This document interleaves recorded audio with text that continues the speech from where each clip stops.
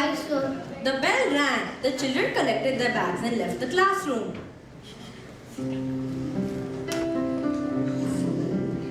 Krishna reaches home very upset.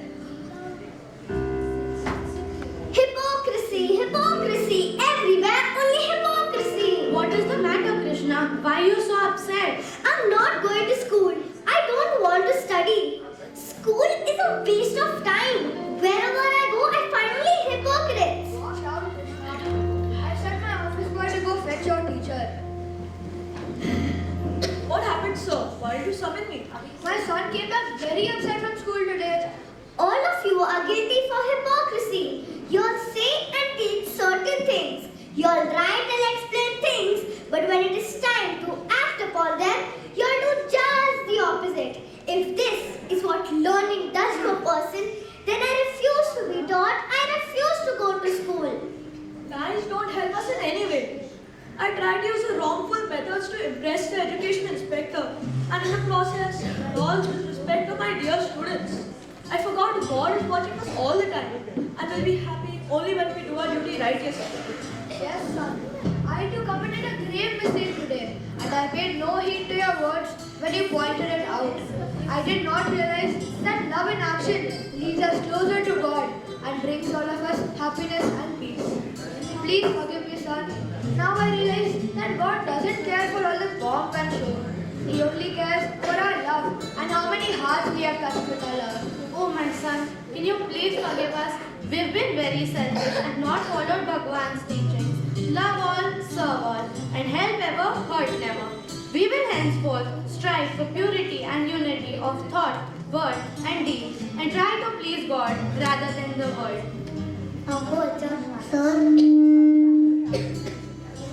Even at the age of 12, our beloved Bhagwan Baba was teaching the most important lesson of unity in thought, word and deed.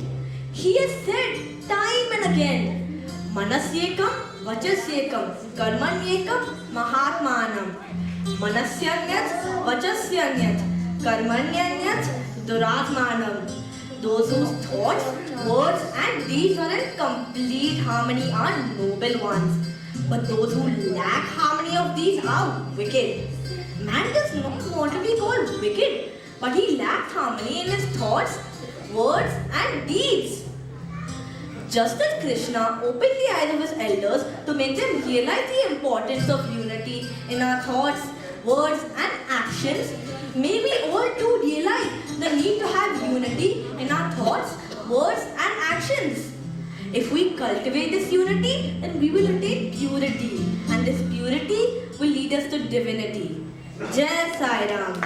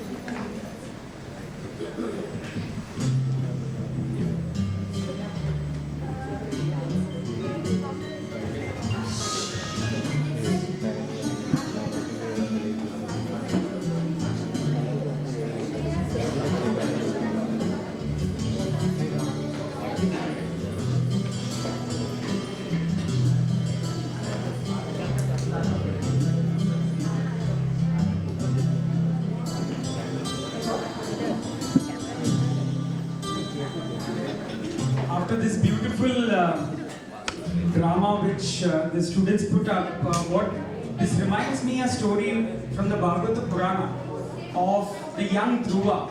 Dhruva was just 5 years old, and he had no worldly knowledge. A young lad who had been to the forest, he was doing tapas, intense penance, and then you have Lord Vishnu who appeared before him, and he asked, "My child, what do you want?"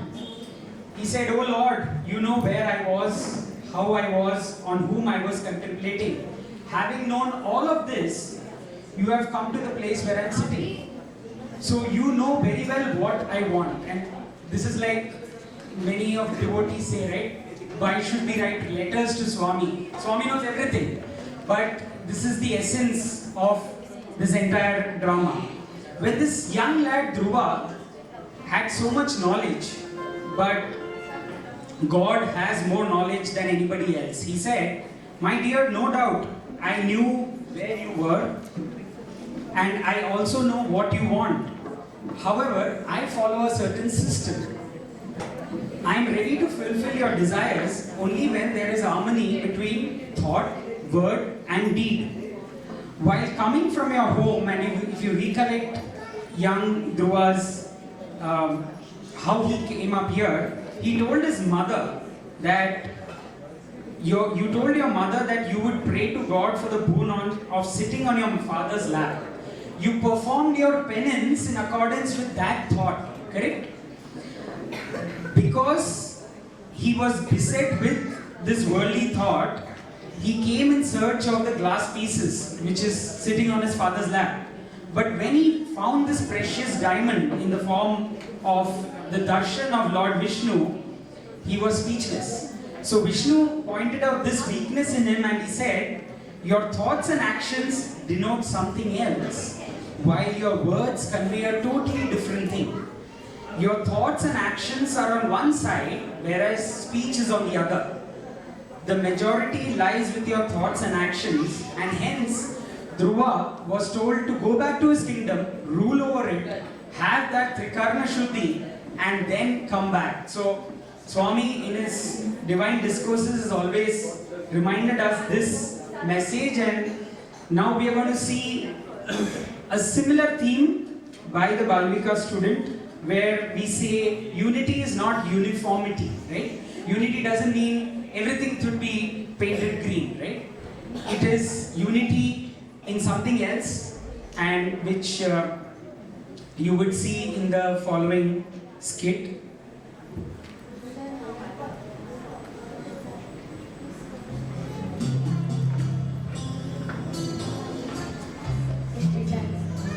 Saira, respected elders and my dear brothers and sisters.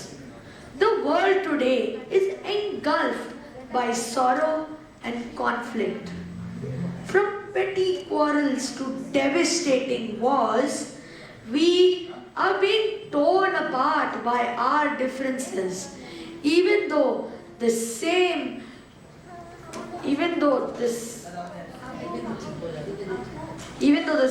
divinity flows within all of us. Today, the tiny tots of Shri Satya Sai Bal Vikas Bandra Kar Santa Cruz Samiti are here yet with another beautiful skit to share this very message. Let us go back to the beginning of time. When God created the world, He painted it with the most beautiful colors, not just to decorate it, but to fill every corner with magic. And for a long time, the colors lived happily, laughing and playing together. Harmony was everywhere. But one day, an invisible naughty breeze whispered, "I wonder which color is the most important."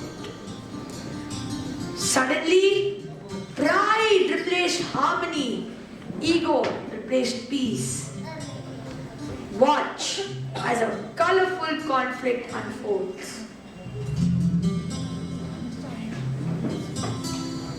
I am the most important. know I'm the sign of life. I'm seen in grass, leaves and trees. Without me, all animals would die. Look around, you will see me everywhere. I'm green and I'm the greatest. I am blue. I'm greater than you. You're only seen on the earth, and the sky and the sea. Without water, nobody can live. Look up, the blue sky gives space